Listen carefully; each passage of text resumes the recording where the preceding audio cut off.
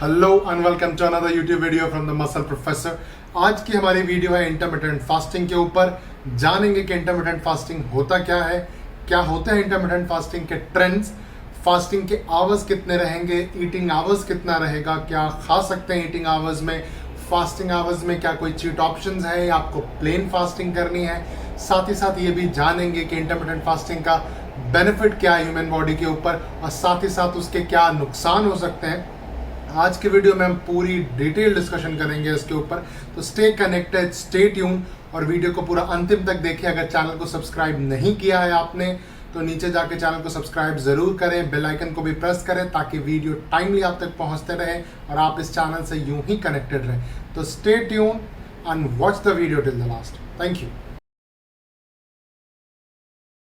सबसे पहले समझते हैं इंटरमिटेंट फास्टिंग है क्या और करते कैसे हैं। इंटरमिटेंट फास्टिंग एक लाइफस्टाइल डाइट का पैटर्न है जिसमें आप अपने खाने और अपने फास्टिंग का जो आवर्स है उसको एक पर्टिकुलर पैटर्न में लेकर के आ जाते हैं। ये नहीं कि आप रैंडम ईटिंग आवर्स रख रहे हैं और रैंडम फास्टिंग आवर्स रख रहे हैं। इसमें एक पैटर्न चेन क्रिएट करते हैं हम जिसमें लॉन्ग आवर्स की फास्टिंग होती है एंड एक स्मॉल विंडो अपने लिए बनाते हैं खाना खाने के लिए। इन जनरल भी अगर आप देखेंगे तो हम फास्टिंग और ईटिंग दोनों साथ करते हैं। 3 घंटे बाद खाना खा रहे हैं तो आप 3 घंटे की फास्टिंग कर रहे हैं, 1 घंटे का अपने खाने का विंडो दिया। लेकिन इंटरमिटेंट फास्टिंग का कैच ये है कि इसमें फास्टिंग आवर्स कांस्टेंट होंगे। मतलब 3 घंटे की फास्ट फिर खाना, 3 घंटे की फास्ट फिर खाना, ये आप नहीं करते हैं इंटरमिटेंट फास्टिंग में। आप एक लॉन्ग चेन क्रिएट करते हैं, 16 घंटे, 17 घंटे, 18 घंटे एंड देन रिमेनिंग आवर्स आप अपने लिए खाना खाने के लिए रख सकते हैं। एंड आपका जो स्लीप टाइमिंग है वो भी आपके इंटरमिटेंट फास्टिंग के फास्टिंग आवर्स में ही आ जाएगा। आपको अलग से स्लीपिंग का कोई मेंटेनेंस करने की ज़रूरत नहीं है कि आप सोने के समय कैसे खाएंगे। ये सब चीज़ें सोने के जो आपके आवर्स है वो आपके फास्टिंग आवर्स में ही काउंट हो जाएंगे। एंड आपका eating hours will only consist of your eating hours जिसमें आप कोई ना कोई कैलोरी इनटेक बॉडी में कर रहे हैं। तो इंटरमिटेंट फास्टिंग जैसा मैंने पहले का एक लाइफस्टाइल डाइट पैटर्न, ऐसा कहने के पीछे मेरा मकसद या मेरा कारण ये है कि आप ये पैटर्न किसी भी लाइफस्टाइल में होकर के फॉलो कर सकते हैं। ज़रूरी नहीं है कि आप बॉडी बिल्डर हो, आप एक एथलीट हो, आप एक स्पोर्ट्स पर्सन हो इसको पैटर्न फॉलो करने के लिए। आप इसको किसी भी फॉर्म में, आप इसको किसी भी लाइफस्टाइल चेन से आ करके फॉलो कर सकते हैं एंड रिजल्ट्स आप रिसीव जो कर सकते हैं रिजल्ट्स वो आप डेफिनेटली आप भी कर सकते हैं। मैं आपको समझाता हूँ इसमें 4-5 तरह के ट्रेंड्स क्या हैं जो आप इंटरमिटेंट फास्टिंग में फॉलो कर सकते हैं। आप इसमें से कोई एक ट्रेंड को फॉलो कर सकते हैं अपने इंटरमिटेंट फास्टिंग को जारी रखने के लिए। इंटरमिटेंट फास्टिंग हम सोचते हैं कि एक वेस्टर्न ट्रेंड है, वहाँ पे लोग फॉलो कर रहे हैं, काफ़ी ज़बरदस्त लगता है सुन करके, एक नया एक एक्साइटिंग टर्म लगता है सुनने में। लेकिन मैं आपको थोड़ा सा पहले लेकर के चलता हूँ अपने इंडियन हिस्ट्री में। हमारी इंडियन हिस्ट्री में फास्टिंग को एक बड़ा सिग्निफिकेंस दिया गया है। हम अगर देखेंगे तो हमारे जो ग्रैंड पेरेंट्स हैं या हमारे पेरेंट्स भी बहुत सारे फास्टिंग करते थे, बहुत सारे फास्ट रखते थे। कभी एकादशी का फास्ट हो गया, कोई भी और रिलीजियस फास्ट या फिर कुछ और ओकेजन पे फास्ट। तो ये जो फास्टिंग जो वो लोग करते हैं एक पैटर्न फॉर्म में, एक पीरियोडिक फॉर्म में, वो भी एक इंटरमिटेंट फास्टिंग है। यानी कि इंडियन हिस्ट्री में पहले ही सिग्निफिकेंस है इंटरमिटेंट फास्टिंग का। ये एक वेस्टर्न ट्रेंड नहीं है। हाँ, मैं ये कह सकता हूँ कि वेस्टर्न लोगों में जब से आया है तो इसकी मार्केटिंग या फिर आप इसको कह सकते हैं इसका जो प्रमोशन है वो ज़्यादा हुआ है, but it's also a very old Indian trend. अब इसमें समझते हैं कि 4-5 जो है ट्रेंड पैटर्न्स वो क्या क्या है। नंबर 1 जो सबसे मैंने पहले आपको बताया कि आप एक पैटर्न डिसाइड कर लीजिए कि आप इसमें पीरियोडिक आवर्स ऑफ फास्टिंग, जो जनरल पैटर्न हम कहते हैं periodic hours of fasting and eating. अब उसमें क्या करना होता है आपको कि उसमें आप एक लंबा आवर्स का फास्टिंग कीजिए, 15 घंटे 16 घंटे, रिमेनिंग आवर्स में खाना खाइए। जनरल ट्रेंड है इंटरमिटेंट फास्टिंग का जो वेस्टर्न कंट्रीज या वेस्टर्न के लोग ज़्यादा फॉलो करते हैं।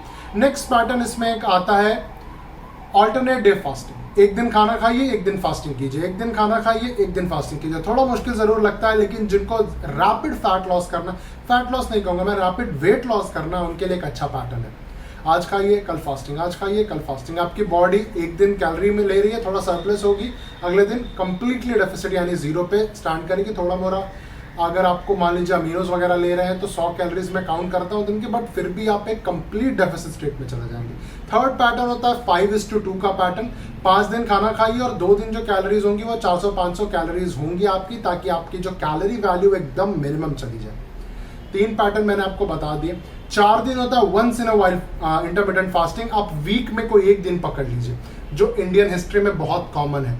जनरली हम देखे होंगे लोग थर्सडे को या फ्राइडे को या कोई एक दिन पकड़ के फास्टिंग करते हैं। एक बहुत बड़ा रीजन था, हमारे जो एंसेस्टर्स थे वो समझते थे इन चीज़ों को, उनकी बॉडी के हिसाब से, उस समय के हिसाब से लोग समझते थे इन चीज़ों को, और इसीलिए ये पैटर्न उस समय था। आप वीक में कोई एक दिन लीजिए, थर्सडे ले लीजिए, ट्यूसडे ले लीजिए, कोई भी आप एक दिन लीजिए एंड उस दिन फास्टिंग कीजिए, बाकी दिन नॉर्मल खाइए। एंड एक लास्ट इसमें आता है जो ज़्यादा वेस्टर्न कल्चर है, वो है वॉरियर डाइट। वॉरियर डाइट के अंदर क्या होता है कि आप दिन में हल्की हल्की कैलोरीज खाइए, fruits, juices, minimum calorie 200, 250, 300 calorie में रखिए, रात में एक बड़ी मील लीजिए। तो ये आता है वॉरियर क्लास के अंदर, warrior category of intermittent fasting. तो अब डिस्कस करते हैं हम इंटरमिटेंट फास्टिंग के बेनिफिट्स के बारे में कि क्या हेल्थ बेनिफिट्स हैं, इतने लोग फॉलो कर रहे हैं, हम सुनते हैं मीडिया में भी या फिर रिसर्च जर्नल्स में भी कि इंटरमिटेंट फास्टिंग लोग जोरों शोरों से फॉलो कर रहे हैं एंड बेनिफिट्स हैं। तो फॉर श्योर हम डिस्कस करेंगे इसके बेनिफिट्स के बारे में। तो नंबर 1 है इस लिस्ट में aids in weight loss, for sure, because आपका एक पैटर्न बना होता है 16 to 8 या 18-6, जिसमें आप एक लंबे आवर के लिए फास्टिंग करते हैं, शॉर्ट टर्म के लिए खाना खाते हैं, तो आपकी कैलोरीज कई बार पूरी कंप्लीट नहीं होंगी। आप प्लान कर सकते हो कैलोरीज को उस हिसाब से, एंड जैसे ही आप कैलोरीज के जो वैल्यू है मेंटेनेंस कैलोरी उससे कम खा रहे हैं, डेफिसिट में जा रहे हैं, आपका फॉर श्योर वेट लॉस होगा। एंड इस कंडीशन में इंटरमिटेंट फास्टिंग में उसके होने के जो चांसेस हैं, रेट्स हैं, वो ज़्यादा हैं, बिकॉज एक लंबी फास्टिंग विंडो है। लेकिन अगर आप बॉडी बिल्डर हैं तो आप इंटरमिटेंट फास्टिंग फॉलो कर सकते हैं बिना वेट ड्रॉप किए भी। आपका जो कंस्ट्रिक्टेड टाइम विंडो है उसके अंदर आप अपनी कैलोरी की रिक्वायरमेंट अगर पूरी कर लेते हैं, सफिशिएंट मैक्रोन्यूट्रिएंट्स ले रहे हैं, तो वो प्रॉब्लम आप एलिमिनेट कर सकते हैं। नंबर 2 जो है वो इस कंडीशन में है कि आपके कुछ बॉडी फंक्शंस, हार्मोन्स के फंक्शंस में ये हेल्प करता है। नंबर 1 आपके इंसुलिन लेवल को ड्रॉप करता है।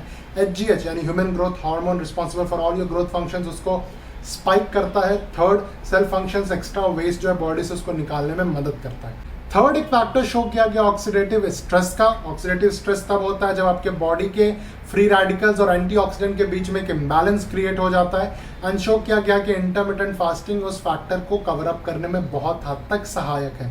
नंबर 4 आपके हार्ट को हेल्दी रखने में मदद करता है। ऐसा रिजल्ट्स में भी शो किया गया है, ट्रेंड्स में भी शो किया गया है कि कई सारे हार्ट को ख़राब करने वाली बीमारियां, blood pressure, food items, cholesterol, ये एक रिड्यूस्ड फैक्टर में आ जाते हैं जब हम इंटरमिटेंट फास्टिंग फॉलो करते हैं। साथ ही साथ इंटरमिटेंट फास्टिंग का जो बेनिफिट है वो देखा गया है आपके इन्फ्लेमेशन को भी कम करने में।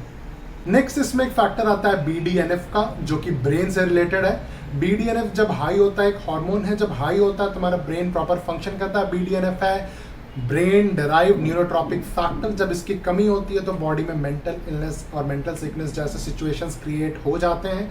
तो ये उस BDNF लेवल को भी मेंटेन करके रखता है ह्यूमन बॉडी में।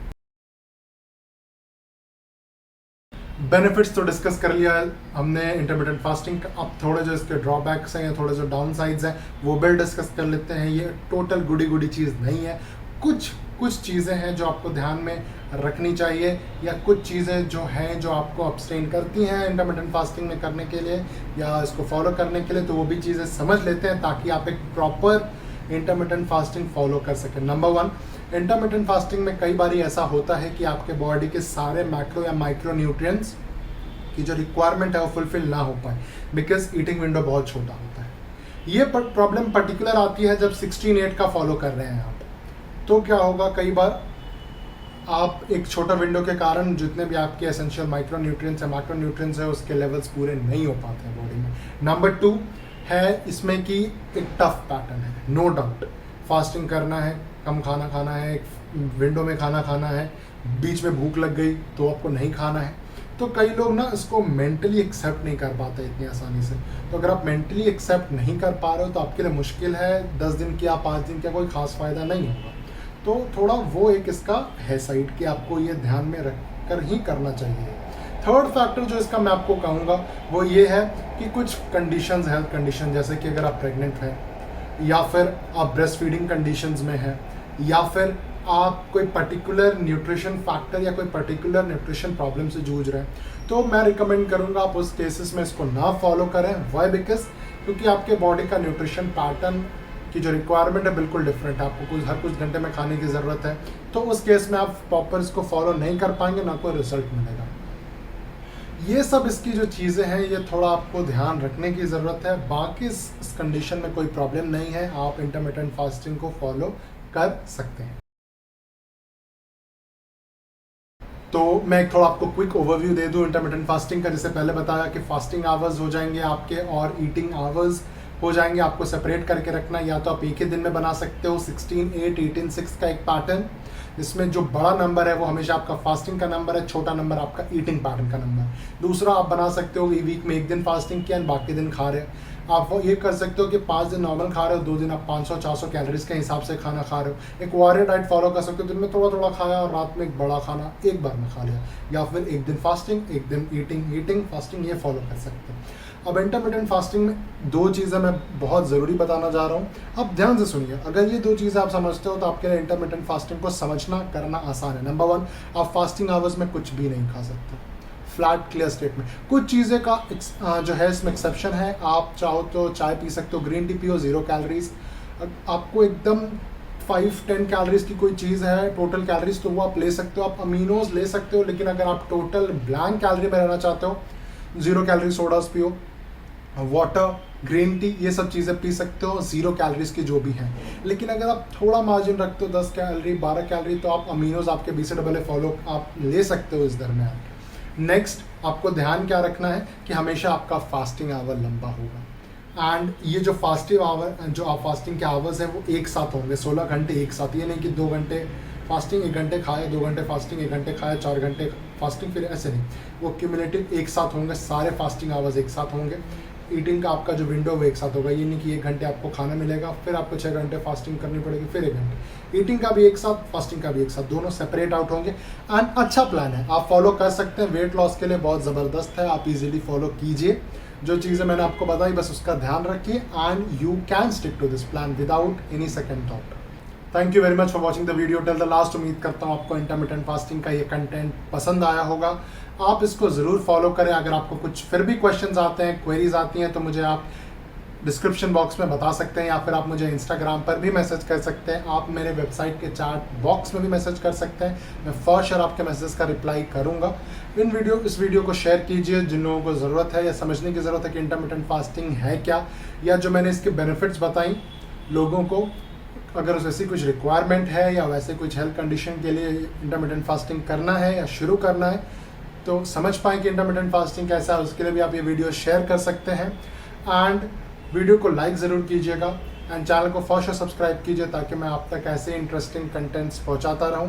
And once again thank you very much. जय हिंद।